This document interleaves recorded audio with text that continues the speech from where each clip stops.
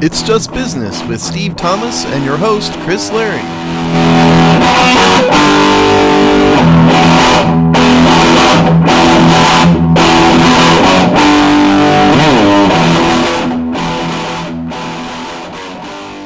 Hello, and welcome to another episode of It's Just Business on the Hogstide Network, the show where we look at the dollars and the cents of the sports media business industrial complex as it chugs along in this economy. How you doing today, Steve? I am doing very well. Thank you. How's everything in New York City? Good. We had a bunch of days of melt, and apparently we're going to get another 6 to 10 Sunday to Monday. Thankfully, we are now in the 70s down here, and I think Zoran Mondami's socialist policies are certainly freezing the city even more, I would assume. Is that right? No, they're actually going quite well. I'll believe it when I see it. Okay. You don't live here, so you don't have to worry about it. Why do you Thank care? God. There you go. So I don't actually. Worry about where you live. How about that? Don't worry about what we're doing here in New York City. We don't care about you. You don't care about us. It's fine. Let's just leave it that way. We don't need to hear your comments. We don't need to hear your opinions. No one gives a shit. Well, Are you from New York? Do you travel to New York often? Do you have New York roots? No. Shut up. Here's my take. Do I comment on Houston's mayor? The fact that you're offended. Do I comment on Houston's mayor? You're welcome to. Do I bring up how shitty Texas is? No. You're not going to offend me either way. I know. Well, you offend me. See? Because it's stupid and annoying. That makes me happy. Yeah. Well, I had a life goal, Steve. I just think it's funny. To comment on stuff you don't know about. Oh, I know about the guy. Yeah, you know about it. Sure. It affects your life 0%. Well, except the guys in the news and no. The guys in the news. Oh, well, here's the thing. If you want the guys in the news. If you want the serious take on it, it's not really. Well, you're gonna get it. I think that when his opinions certainly are way far out of the realm of what I would believe in. And New York City elected him. Yeah, it doesn't fit. That in and of itself doesn't affect me at all. And, if New York wants to hang itself, be my guest. But my concern for stuff like that, and this would go for both sides, would be when you elect people way out on the edges, whether those attitudes start to spread throughout the country. That's how stuff like that matters. Here's what I'll give you credit. New York City's biggest this is platinum level concern trolling.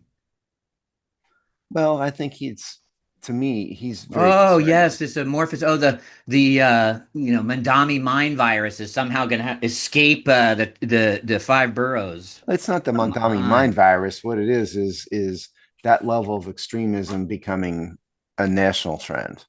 That's my concern for it. Well, I would like nothing more. I hope it does. Like nothing less.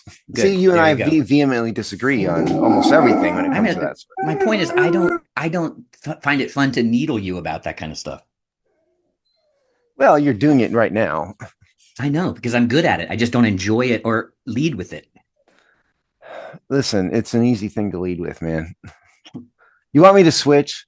Any concerts on your agenda? Not of late, actually. You know what I'd love to see is Styx. Styx are touring again. What are they, 73? Yeah, and Triumph is too. I think we talked about Triumph, did we not? I think you mentioned Triumph, yeah. But Triumph is sort of those three, the ghosts of those original three guys with three real band members actually playing the songs is what the Triumph is. But Styx is everybody but Dennis DeYoung, which is, of course, the most important person, I'd like to point out. The Styx, I'm sure you can find it on YouTube, but the Styx behind the music is one of the best episodes of that legendary series ever. So I would suggest people track that down.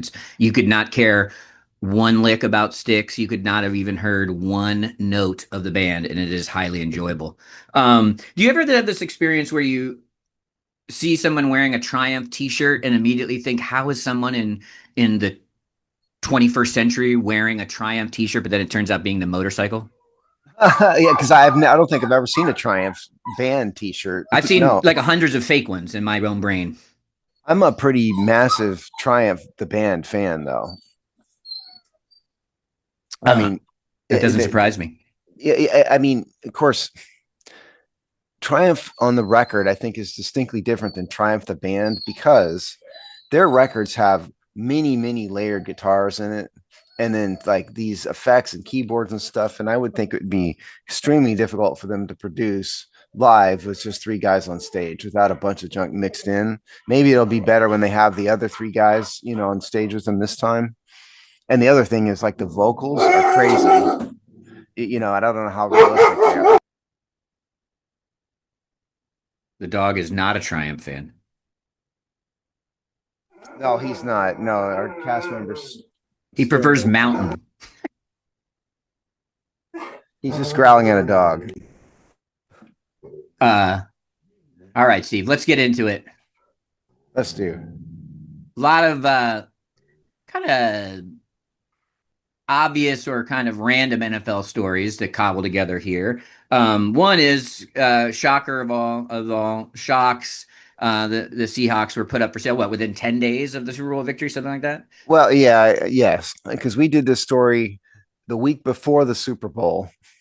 That the rumor was the sale would begin, and at the time, the leadership of the Seahawks said, "Oh, the team's not for sale. We swear." They didn't say it wasn't going to be for sale. They said it currently is not for sale. In the line of Bill Clinton, and the definition of is. Well, turns out this past Wednesday, this is a statement from the Seahawks.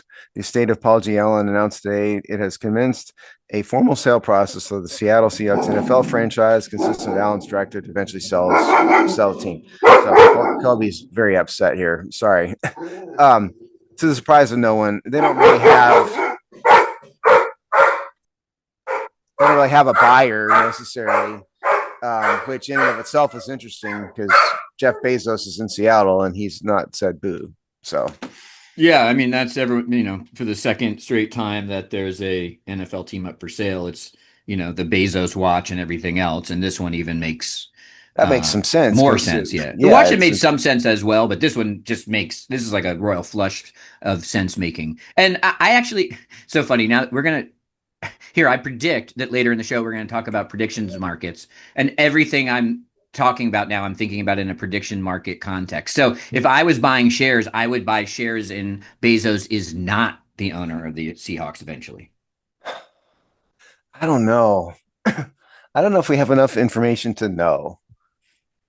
That doesn't matter to the predictions market. I get it. But I don't know if I'd be willing to invest in either one is what I'm saying. Yeah, no, it's probably incomplete. Yeah, that's what I mean. It's incomplete. I mean, because he's one of the people that can afford to just, find money under the couch cushion and hand over $8 billion and it wouldn't matter to him. He's one of those folks. Amazon is from Seattle, for Christ's sake. So it makes a lot of sense, but he hasn't said a word. Looking back on the Washington sale, I don't know if he even said a word about that more so than the fans were saying words about him buying the Washington franchise. So I think there were some. I think there was some, not official engagement, but I think there had been some conversation. It wasn't all fan speculation, but I think it was way more overblown for sure. And the other thing about it is, I mean, Bezos is also pretty wrapped up in his space program too. Everybody's trying to chase Elon. I mean, Elon's SpaceX is the U.S. space program right now, basically, in terms of what the government can do. But Bezos is chasing him, and that's, I think, probably taking up a large amount of his time. And the other thing is he's had a bunch of personal stuff in the news and all of that. And, part of me thinks he's, one, distracted, and two, focused on other things, non-football things. Well, I think even if you stay in the world of football, I think you could arguably he's in a better position and may make more money over the long. Well, I don't know if that's true, but he's doing just fine as a media rights holder, right? So that might be where he wants to be. It's a smart place to be. It's not like he's out of the NFL. He's very much in the NFL from a different perspective, and owning might be more of a headache than it's worth. As a matter of fact, it would be a direct conflict of interest. Yeah, I know. From the owner team. If that happens, we'll talk about that, which is wild. But I don't know if he even cares about making money at this point, honestly. Is that the driving factor in his life? Probably not. I I mean, don't I'm know sure he who. cares about money. Guys like that care about money. Don't get me wrong, but I mean, a steady stream of income is not what's important to this guy. Yeah, I can't really guess about the minds of these type of dudes. But there officially is no, you cannot yet put down $1 per share on Kalshi, on Bezos owning Seattle. So they have not yet posted it. You're just dying to get into this. We're gonna save it. We're getting to it. We're getting to Kalshi. Um, But the I, Bears I I'm sale, well, not sale, but the Bears move, stadium move, that's way more interesting here at this point. so oops, I clicked on the wrong link. So we can go to Bleacher Report for this. Um, Bears issue statement on potential Indiana stadium amid canceled Illinois hearing on project by Joseph Zucker dated February 19th, a couple of days ago after recording this. And so what's happened here is um, as the title suggests, Illinois canceled a hearing on funding a new stadium project for the Bears. And so then the state of Indiana jumped in, and then the Bears, probably as a leverage play, released a statement saying they're willing to consider building a new statement in Hammond, Indiana. Now, I had to look it up. Hammond, Indiana is barely, barely, barely across the border. It is closer to the city of Chicago than is Notre Dame, University of Notre Dame. So in reality, it's just moving.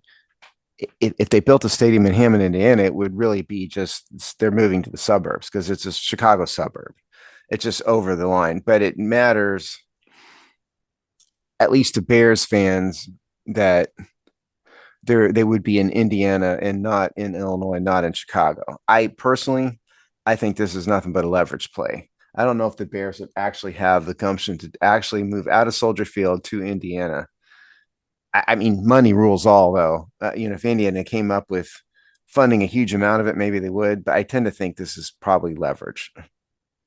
Chicago is one of the more interesting, what they call it, the Chicagoland area, which is basically Illinois, Indiana, parts of Wisconsin. When I went to school in Illinois, college for 2 years in the early '90s, they, where are you from? Chicago. Okay, okay, but where are you from? And they'd be like some bum f town in Wisconsin or whatever. Everyone Right. claims, even a little bit more so than Chicago, than LA or New York. I mean, the suburban sprawl and what people claim to be as part of Chicago is kind of vast. So in that way, it makes sense, right? But there's something here that I think, and I would probably agree, at least now it's a leverage play. Sometimes these kind of leverage plays, though, kind of like talk themselves into existence, and I think that's definitely possible here. But it would be such a it would be such a conceptual rift to take the Bears out of the city of Chicago. Also, it would kind of buck trend, right? Like these stadiums are more and more looking to move back into urban cities than move out of them. So I think it would really damage the Bears brand, at least for a short to midterm, if they were to do this. And I think it would be a pretty big blow to Chicago. I don't know if it would damage their brand nationally more so than it would No, I'm damage the talking brand within in the the eyes region. of the Yeah. fans. Right. Yeah, that would happen, but I don't think the rest of us would care No, whatsoever. Right. And by the way, this people has still been claim that Super Bowl was in San Francisco the last 3 weeks. Could it's be in the further from the greater truth. Bay Area. Yeah. Yeah. Um, by the way, not to deviate, but we had a bet. Now, I can't remember the terms of the bet. I went back and flipped through our last show to try to find what we I bet think it was exactly. off I can't mic. remember. Was it? Because I couldn't find it. So I can't remember the term. Chris and I had a bet that had something to do with the ratings for halftime shows compared to the Bad Bunny halftime shows compared to the most recent ones, but I cannot remember the terms of what we bet. This is So my I recollection, which I okay. will claim. We do not have proof, so I'm willing to just throw it away because we did not I thought we document it did it on properly. mic, but I guess we didn't. That it would be that you said it would be the lowest rated in 10 years. I don't remember saying 10 years. I mean, I know I was definitely on the side of it's going to have low ratings. Um, so I'm unwilling to agree to that. But I think the facts of it are that the ratings were high, but lower than some recent ones, but It not would the be lowest in 10 if you go years. by Nielsen, Of it course, would the be Nielsen ratings changed their methodology this year, by the way. But yeah, yes, but go ahead. which I knew when I made the bet. Right. Um, but it's in the top five, which includes two out of the that includes Michael Jackson. It's Kendrick Lamar, which is the previous year, which that basically corresponds with the Super Bowl numbers in general from the last 2 years. The Eagles trouncing of the Chiefs rated slightly better than this past Super Bowl. Although, did you notice, Steve, that they just readjusted this year's Super Bowl numbers up? Well, if you're talking about the past day or two, no, I haven't Yeah, like seen. the last No, 3 days. Yeah, no, I it haven't was seen them. like 700,000. It wasn't like but they did. I mean, once they go and really chop the data, they added more Yeah, all viewers. the original day, one day after, are just estimates. Yeah, Or everything's some, fluctuating. yeah. So it ticked up a little bit. Still did not eclipse last year, which I think is the highest rated ever last year. So in general, the Eagles' victory Super Bowl across the board was higher rated, not by really by a not a amount that really concerns the NFL. To be honest, it's still huge, but slightly there. And so Kendrick Lamar, I think, is the highest rated halftime show. I think Usher, Michael Jackson, and I'm forgetting one, but the Bad Bunny one by that metric falls in the top five ever. I think it's fourth. Well, and I mean, and if you look at the breakdown, and again, I have not seen the past 3 days' final numbers, but if you looked at the breakdown of the halftime show, particularly as compared to the ratings for the first half of the Super Bowl, it plummeted pretty far. And my basic premise of the Turning Point USA thing made a dent was, I think, valid. And I knew it was going to be a highly rated halftime show. I just thought it was going to be lower than the recent ones, which I think it was. That was kind of my basic point. I don't know if It was I'm not only willing to say I lower won or than it was lost the bet because only I don't remember lower what we bet. than in terms of recent ones. It was only lower than Kendrick Lamar. Like for instance, it was higher than Rihanna, which I think was 3 or 4 years ago. I don't know. So it's if Here's I what don't I know who learned. won. Here's what I learned. If the bet was what you said, then yeah, sure you won. But I don't. I really honestly don't remember what we bet. And I can't. I do not play. I would not place many future bets on my brain cells. But um, but what I learned here is that when we make these kind of bets, which I do enjoy and are fun, we must document them Yeah, we to the have to teeth. because I went back and it's like we had to have done this on the show I and think it we was off didn't. air. Yeah, so we don't know. So So neither one that's of the us are willing lesson. to are willing to say by the terms of what we bet who won or not. I think there were elements of what you said were right and there were elements of what I said were right, and we'll just leave it at that. We can stay in the warm cocoons of our own opinions. For the And record, I did watch the Turning Point USA halftime show, not the Bad Bunny one, as did I many don't many think that millions of was people. up for debate. My God, just Anyway, let the guy mow his lawn for Christ's sake. Um, anyway, so we were back on the Bears. Look, people need to understand something about this. This is a soap opera, okay? This is not nearly the first event in the Bears stadium drama. There's been drama. They've had many multiple locations. This Bleacher Report story says at one point they were talking about a dome venue on the lakefront. Mentions it's the state of Iowa. Even see, had something to say. This is out of the Des Moines Register. There's a link to a story from the Des Moines Register. Marissa Payne, Iowa's Hail Mary. Kim Reynolds supports wild pass at Chicago Bears. Now that's not going to happen. Okay. But point is it's out there and it's a ton of drama. The Bleacher Report, back to the Bleacher Report story says that two other reporters, Perlman and Harrington, reported the Bears are prepared to pay for an Arlington Heights stadium, but want more than $850 million in state funds. Of course they do. For that $850 million, not enough.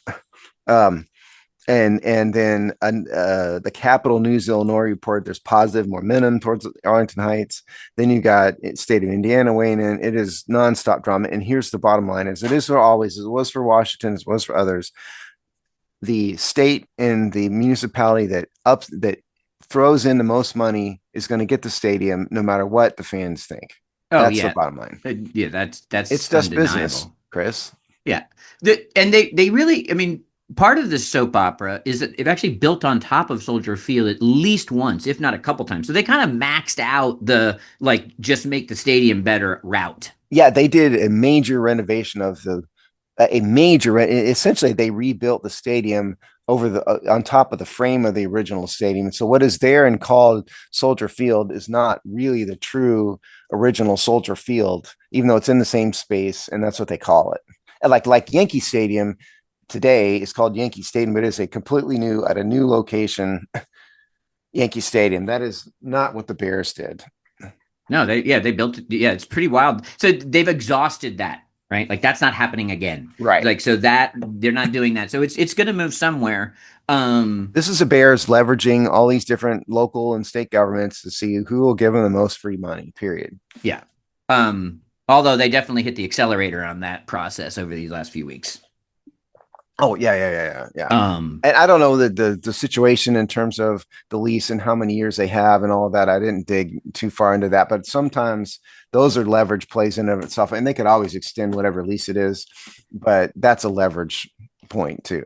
It is a little similar. It's somewhat similar to the Kansas City situation in that I think if let's say they moved to an Illinois suburb, it wouldn't be nearly as controversial. I mean, some people are like, "Oh, downtown state, blah blah blah," but there'd be some grumbling. But if It'd they still move, be Illinois. yeah, moving to Indiana, like like that, even though the Chicagoland area is everywhere, including Iowa, apparently, but Illinois claim, it's an Illinois city, whatever. So I think it's that jump, not from city to suburbs, but from Illinois to Indiana. It's like even more than the Redskins moving to Maryland in the mid-90s.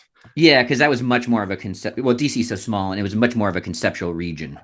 Yeah. And because I don't know if, like, for example, what's the suburb Notre Dame's in?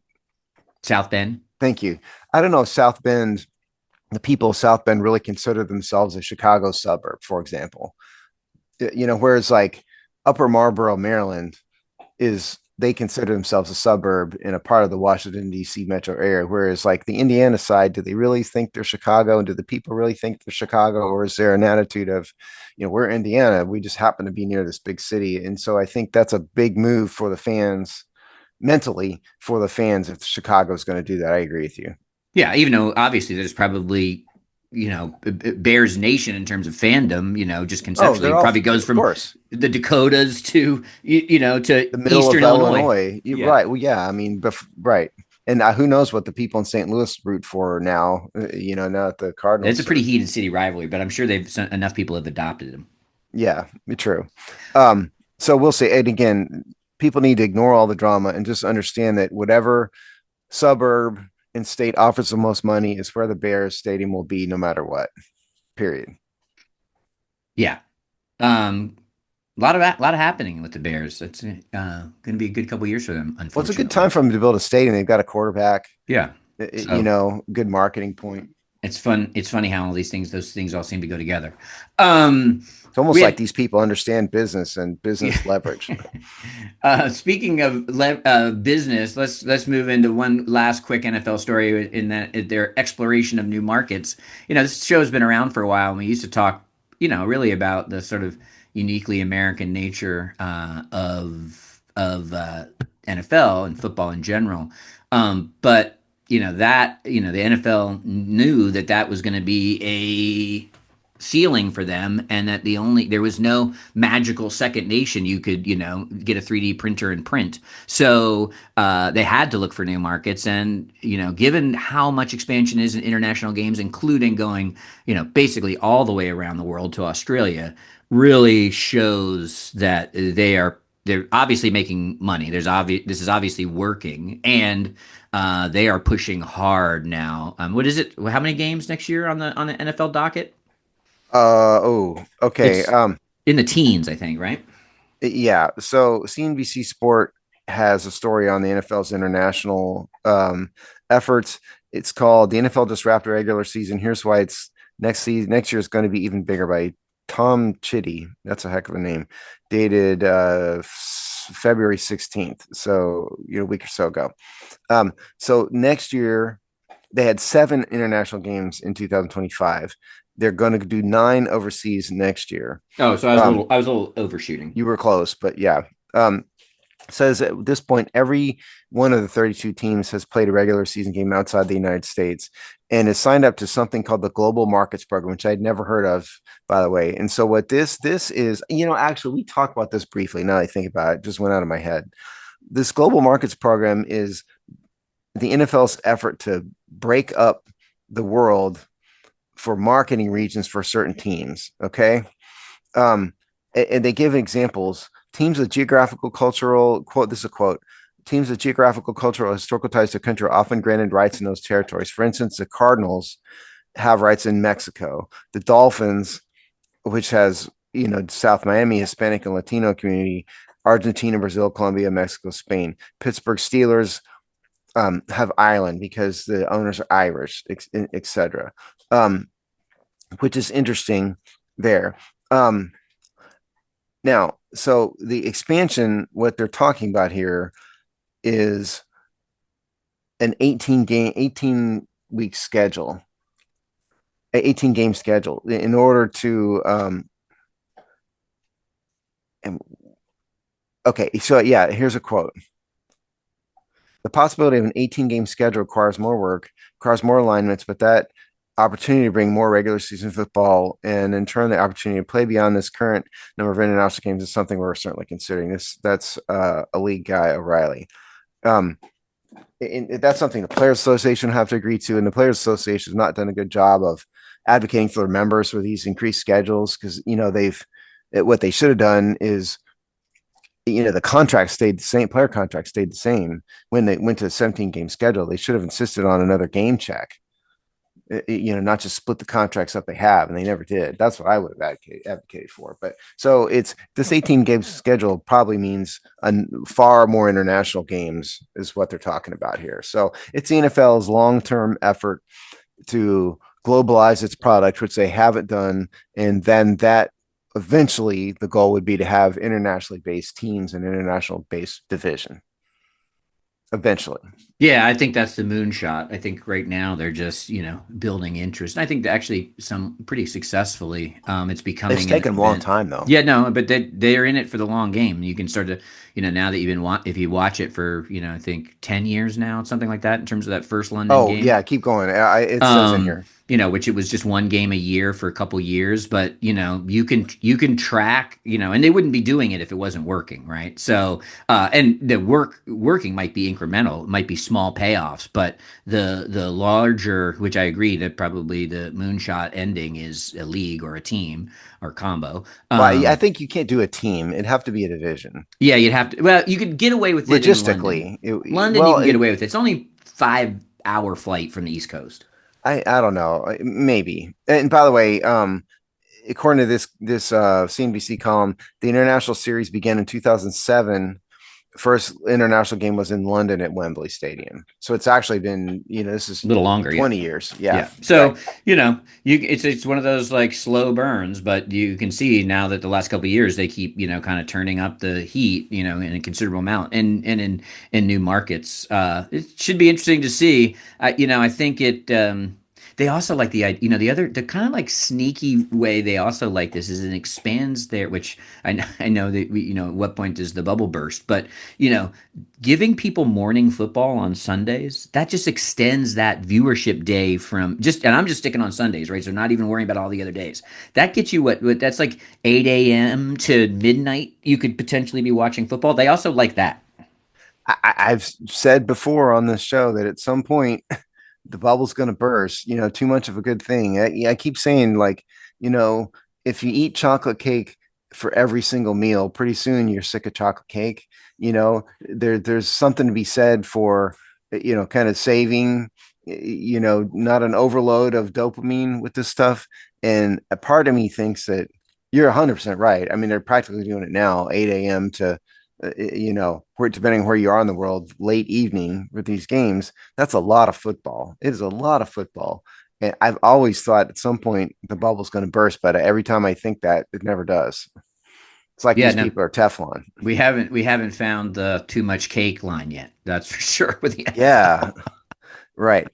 So we'll see what happens. I think one thing is 100% for certain, which is there will be more international games. Whether or not they go to an 18 game season is a bit up for debate. The NFL will certainly want to, but it will most certainly be more international games.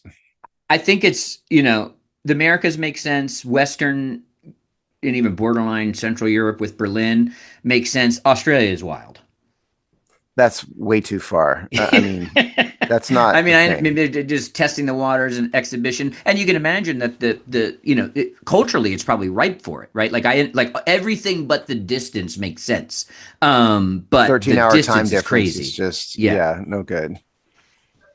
Okay. And on another note, I didn't mention this to you, Chris, and I don't want to talk too much about this, but there's an update in that Brian Flores story we did a while Oh, ago. right. A bunch. There's kind of a handful of updates, right, on So that. the Brian Flores case was a discrimination case, and the NFL had tried to put it into its arbitration process. And the Flores argued, and by the way, the other parties are Steve Wilkes and Ray Horton. They argued that you can't have a discrimination case against the leadership of the NFL and have the leadership of the NFL be the arbitrators. And the federal court actually agreed with them and did claim that this case could go to trial in federal court. So we'll see what happens. That's a victory for the plaintiffs, which is Flores, Steve Wilkes, and Ray Horton. Yeah, you always called out that this was at this point, depending on what happened here, this was a battle about who got to adjudicate this, and the NFL lost on that one. Yeah, right. And the NFL has a very strong arbitration provision and process in their documents, and usually courts don't mess with those, and this time they did because I mean, the fundamental nature of Horton's point, which is if I'm alleging Roger Goodell and company are discriminating, Roger Goodell and company ought to not be the arbitrators, sort of won the day with the federal court. The other similar story in the NFL that we've tracked is, I mean, the NFL kind of killed the unions team grades. This is the Oh, training yeah, training yeah. facilities and the quality of the lunch, et cetera, et cetera. So the NFL won that one. I think Well, it's one of okay, the let me clarify kind what of what they one, did. right? So the NFL, NFLPA, the NFLPA will no longer be publicizing those grades. The NFLPA will still do the surveys, and they will just be internal only. And so I'm not 100% sure. We don't have a link to that for a story, but I'm not 100% sure whether the leadership of the NFL will get them or it'll just remain in the union. But the bottom line is they will not be made public anymore, and which is what the NFL actually cared about. The NFL doesn't really care what the players' opinions about the teams are. What they cared about is the fans' thoughts that one or more teams are dramatically, worse on their players. That's what they cared about. I think this is what's the saying, penny wise, dollar stupid move by the NFL. I think this was a mistake to do this. I think that it was actually good for the league. There were some owners that actually did take it seriously and did improve on some of those things. So it did have an effect, a material effect on the quality of the job site for players. I also thought it was actually another like NFL owning the week moment, which so I think this was being overly petty by the NFL, and I actually think it was a dumb move, and they're going to get leaked. They're going to get leaked anyway. That's exactly what I was about to say. And the other thing is what they're doing is they're protecting like the handful of teams like the Bengals, the Browns, and a couple others that are the real cheapskates, formerly Dan Snyder of the world. That's who they're protecting, because most teams get fairly decent grades in most. Um, they're protecting the few at the risk of looking petty.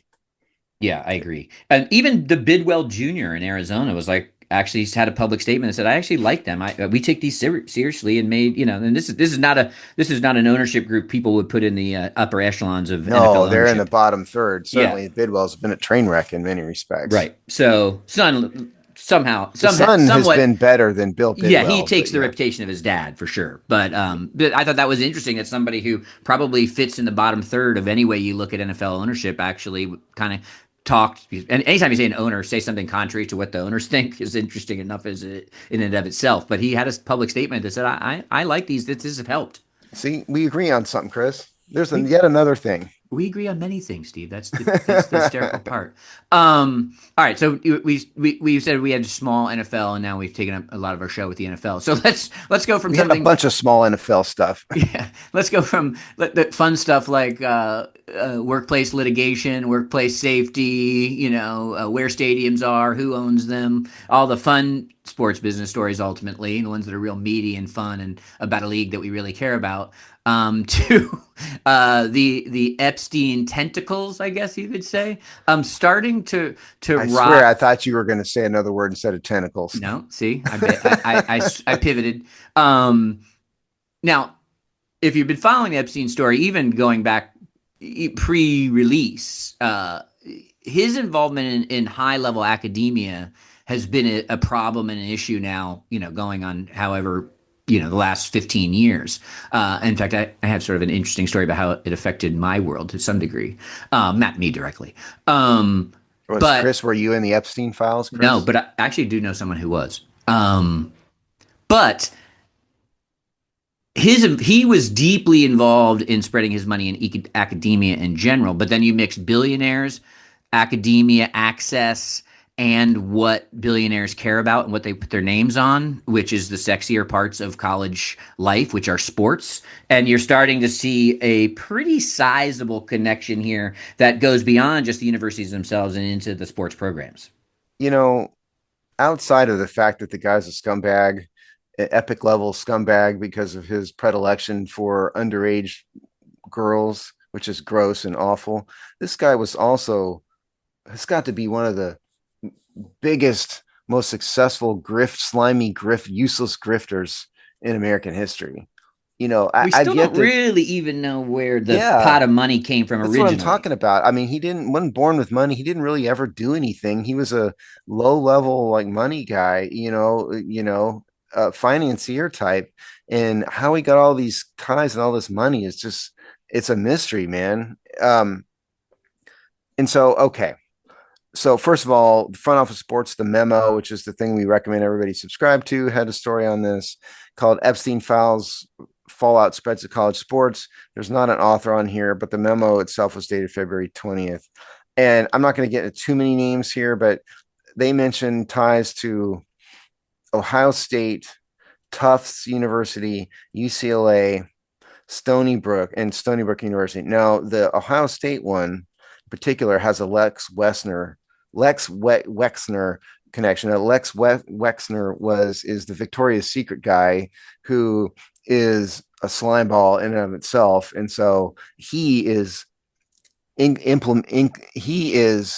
all over the Epstein files, and I think is known to be one of the slime balls that was sliming with the slimy Epstein more so than some others. He had documentaries made about his misadventures before there was even the overt Epstein connection. There's a reason this guy was a women's underwear, brand. It's not a woman, surprisingly, that started Victoria's Secret. It's this guy. And so he is all over Ohio State's campus, and he's all over Epstein files.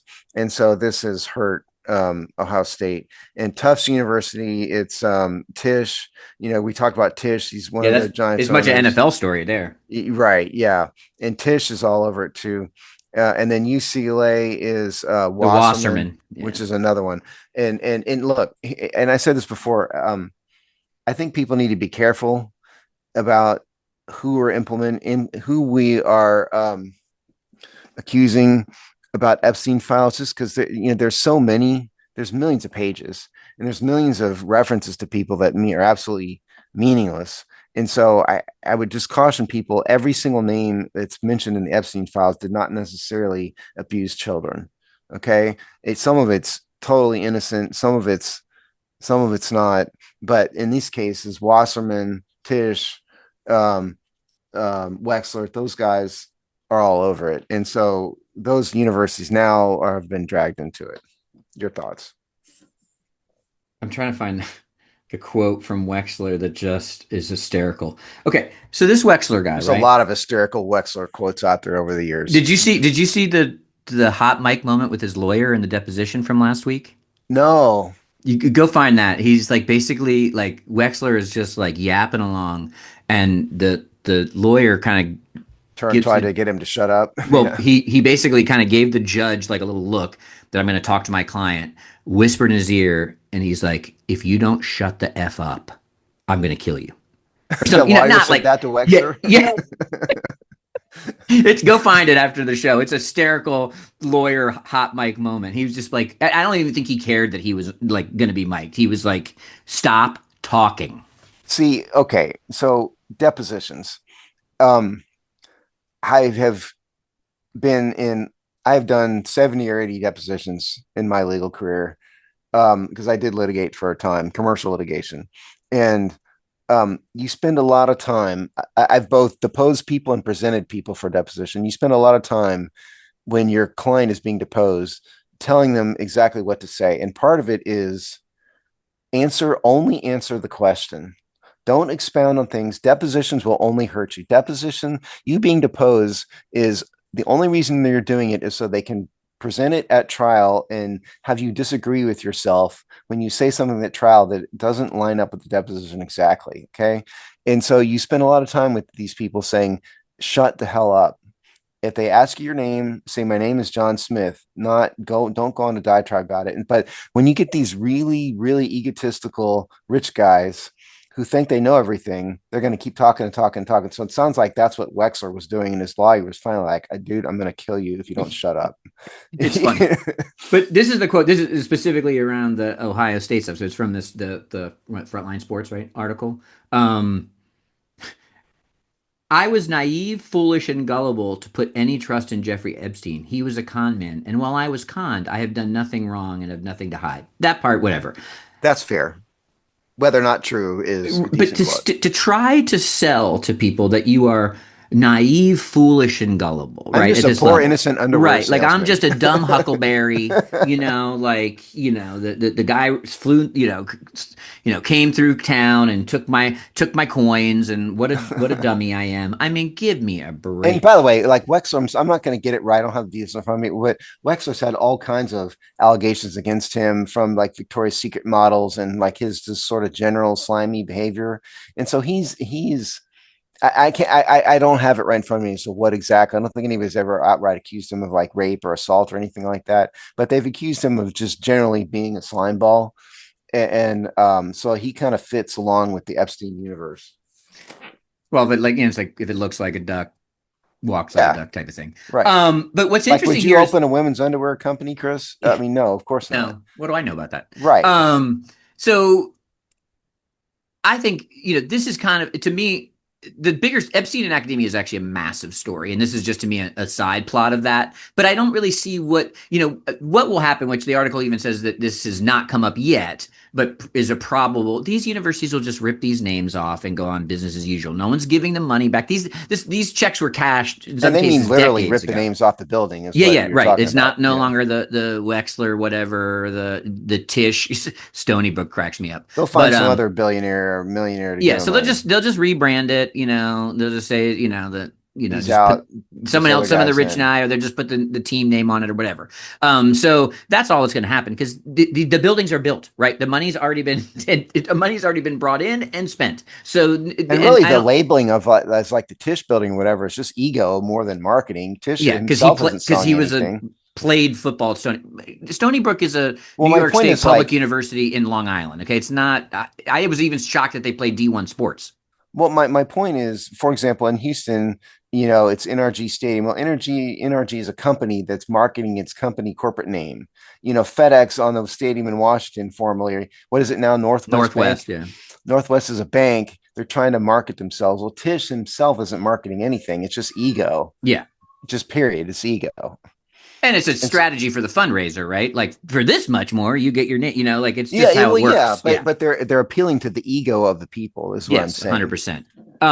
Which anytime you go to anywhere that was somewhat privately financed, like you go to a museum or you go to a public garden, even something small like a brick in the walkway, right? The brick was paid for by Ethel and Sydney, Robinson. Yeah, this chair, this bench in the park. Bench, yeah. So they have a whole menu of ways that you can put your name on something from a brick to a building. So they're going to get rid of Wexler and Tish, and the one to watch here, especially of the list that obviously the NFL implications for Tisch, and the NFL is going to have to get off the sidelines and Well, investigate and just for the this. record, Tisch is not the majority owner of the Giants. And he's also Mara the is the Nepo majority baby owner. It was his dad that bought in. But watch the Wasserman one for a number of reasons. One, Wasserman says some pretty wild stuff. So this is not just like a Josh Allen situation. Not Josh Allen. What's the Washington's talking owner? about Josh Harris? Josh Harris. It's not a Josh Harris situation where you got business emails going back and forth. The Wasserman stuff, there's a pretty good paper trail of ickiness. But a massive entertainment agency, everyone from pop stars to athletes, and he's the chairman of the LA Summer Olympics coming up. So the Wasserman, if you want the most nexus of the kind of, because sports is entertainment, and this person, the Wasserman agency knows that. That's why they were equally invested in managing talent on all of that. Plus the Olympics part. If you want the real mega sports story that's going to come out of the Epstein files over the next 2 years, because there's already a pretty loud volume of calls for him to step down as the organizer of the LA Olympics, it's going to be the Wasserman one, and it's rocking the entertainment and sports world. I think he's going to have to step down. I mean, eventually. They can't have an Epstein guy in there as running the LA Olympics. No. And because for people to understand this, I mean, yes, there's an International Olympic Committee, but there's going to be a local host committee that is doing the logistics of it. Like I represented a Super Bowl host committee, briefly, and that's like the local group that's doing the stuff on behalf of the NFL. There's the same thing for the Olympics. They just can't have Wasserman. So would you like to give your Epstein connection, Chris? I said that really poorly. I said I probably shouldn't, right? Because it's not for me to tell. What I would say is it's very low level. Well, I'll get, the two I mentioned. One is just somebody, kind of, if you are an executive assistant for somebody, then it's going to be your name on emails as you set up a meeting, right? So that's yeah. So that's where you like that. But the interesting one was that in my work one, this was back after that when I can't remember the years when he got in trouble and I've lost track of what it is. 2008 or whatever, where we knew what he was doing. He had given a ton of money to the MIT Media Lab. Now, the MIT Media Lab was probably the most successful, respected university laboratory for the emergent internet age. I mean, cover of Wired type of stuff, right? So, and it was run by a person named Joey Ito, and both he and his sister were rock star academic thinkers. Her name was Mimi Ito. I worked more with the sister, but had work connections with both. And these were, in the worlds that I was swimming in, which is not the public, but these people were rock stars. And he took a boatload of money from Epstein. And when that came out in probably 20, let's call it 2018, 2019, that broke, he stepped down almost immediately. And they lost, I think, 2 or 3 of their rock star academics that went to, who left in disgust, the Media Lab. And the Media Lab exists still today, but its reputation never has climbed back to those heights. Well, and it sounds like what you're describing wasn't even allegations of sexual misconduct. It's just simply accepting money from taking the money post when people knew about him, which is an interesting thing about the Epstein files now. It's like that demarcation line, right? If you dealt with him before it was quote unquote known, right? Before Maxwell was arrested and Epstein was arrested and blah, blah, blah. Because then he got out, but then he was like a known, whatever, child predator, whatever you want to call it. And people still did business with him or got even in deeper relationships. So there's kind of a demarcation line already right there. But y'all get thrown into it's sort of like the modern day McCarthy hearings in a sense. Everybody's a communist. Everybody's an Epstein guy, and some of those people, the whatever secretary you're talking about, I mean, has nothing to do with anything, but your name's in there, and so you're kind of thrown. You're searchable, right? And that's why I just think I caution people to be very careful about who you accuse of of misconduct simply because their name is in 3 million pages. And not everybody is done wrong. They're not all released in the redaction. Sorry. So we really have only however many there are. Yeah. But here's what's interesting about it, to me. that it makes our left-right, slap fights even dumber because, and also fits the theme of the show. What they have proven is we are controlled by global elites. Yes. Who don't Uh, really care about no, too much about the differences. They care about money. and power, right? Yeah, and Yes. these are the people building bunkers and trying. These are. In fact, you go and read some of the most to me some of the. I mean, yes, child sexual abuse is its own category, but if you kind of just step outside that, some of the most interesting revelations to me are that, right? Like they honestly would prefer Your position on, rent control in a city is really less important as compared to you are a powerful elite and you're in puppet this circle. masters, Right. the global economy, and how these things have gotten so big so fast. You can look at AI, you can look at crypto. There's lots of interesting things there. We really are. It is a cabal of global, but U.S. holds a lot of power positions within that global network, and that's what this is sort of. This is what this is kind of showing, and that to me is the super interesting point. I mean, if you want a true kind of populist revolution that is more like less ideological and more like, hey, this just can't sustain itself. These people, they say it directly, would actually not just be okay with, prefer something like 80% of the world's population to go away. To go away. Yeah. I don't know if I'm down with your general point. I don't know about 80% of the world's population going away. Or it That's a wouldn't bit affect extreme. them. And they're planning things to inoculate themselves when they view those things are these kind of massive death events will happen and they'll be fine. Okay, that I would agree with. I don't think they're I'll walk actively it back. rooting I'll for. walk it Yeah, back a step. they're not actively rooting for 80% of the No, world's population to die. but they're prepared for it not mattering to But them. don't people know this already?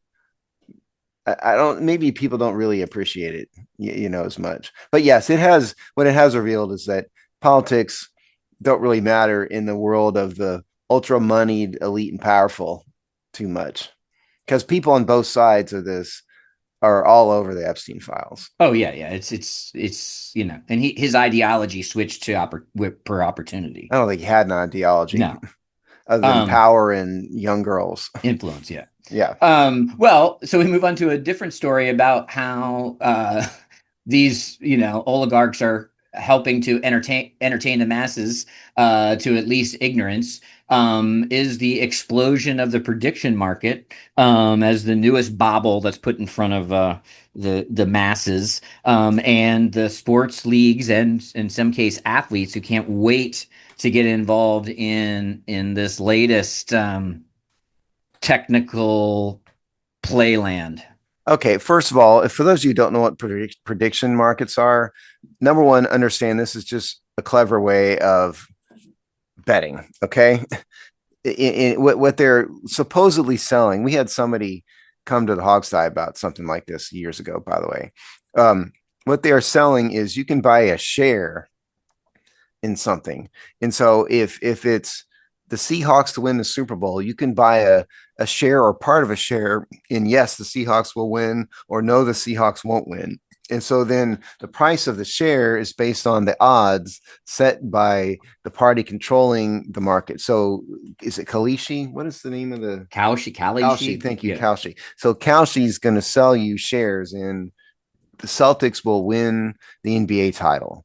And if you buy a yes, they may set the percentage at, to pick a number, I'm gonna make it up, 40%, say, probably less, 30%. Or you can buy a no in it. All this is a way to dodge some prohibitions against betting. Okay. Because they're going to say, well, you're not betting, you're buying stock in a predictions market. It's not really stock, it's just betting under a different name.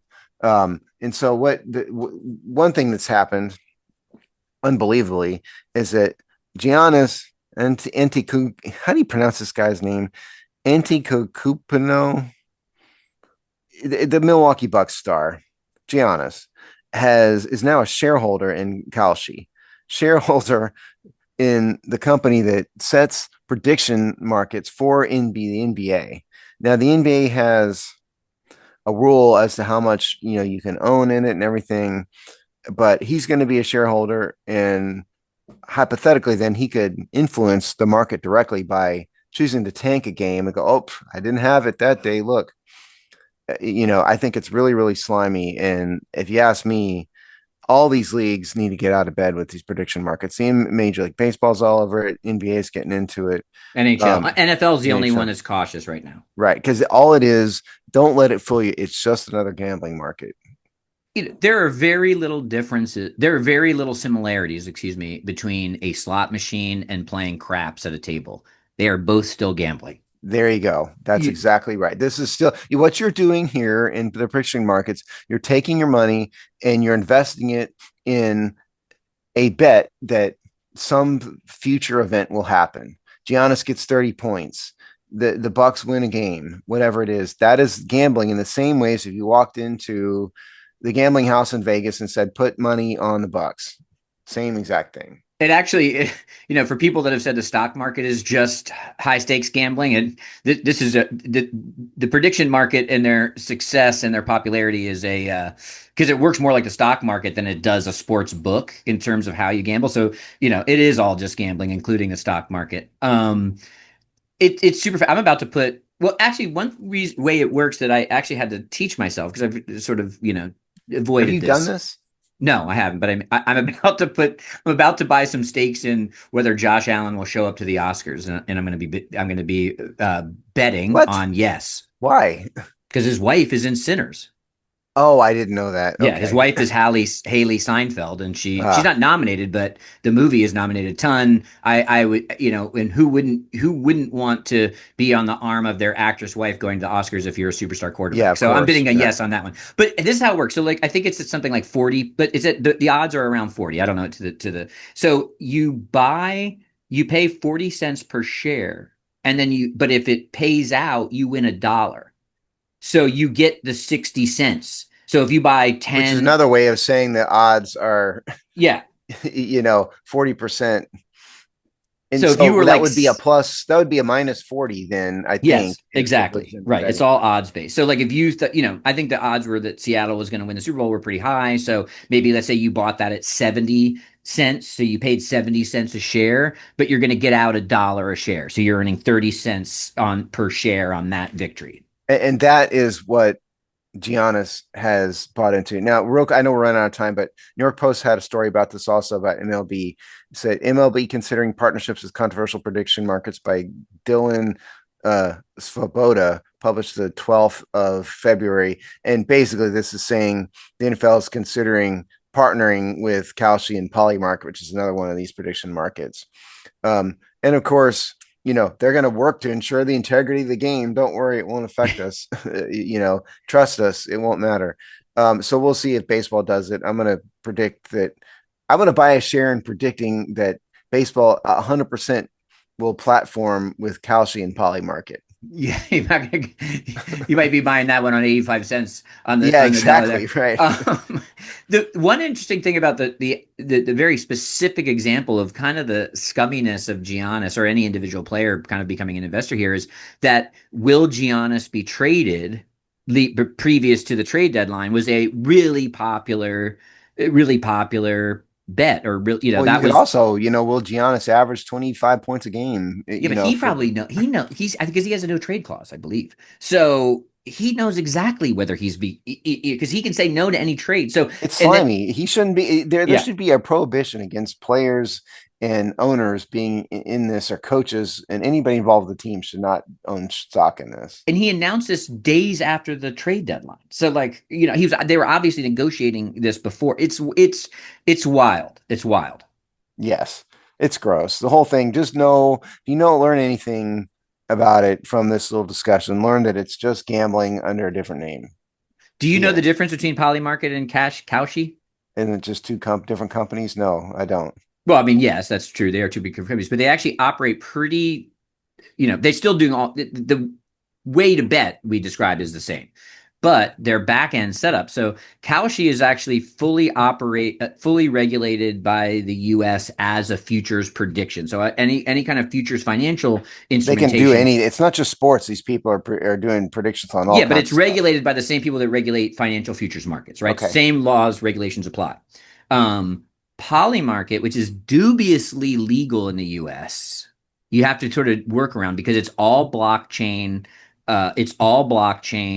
So it's sort of off the grid, so to speak, from the financial In other words, you have system. to bet crypto. You can't put money in. Is that what you're Yeah, saying? yes, you have to. They use U.S. stable coins to do the settlement and payout. So, you can't. I can't. I would have to convert. Like, if I wanted to say, hey, I use some of this Bitcoin to go to the poly market, I would have to sell my Bitcoin or convert it, probably more accurately, into U.S.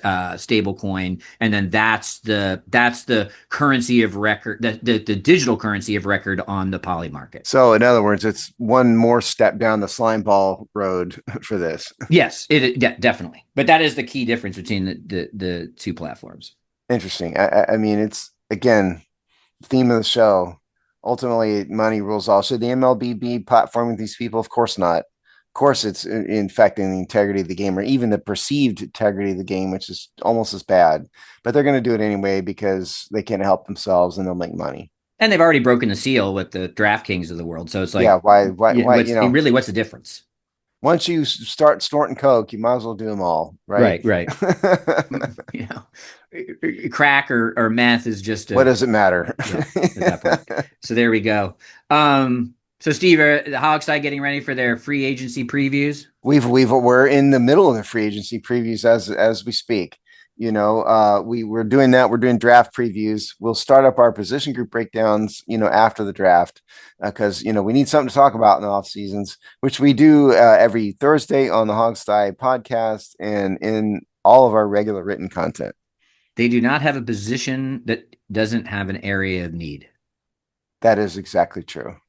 Well, quarterback. Well, they need a backup.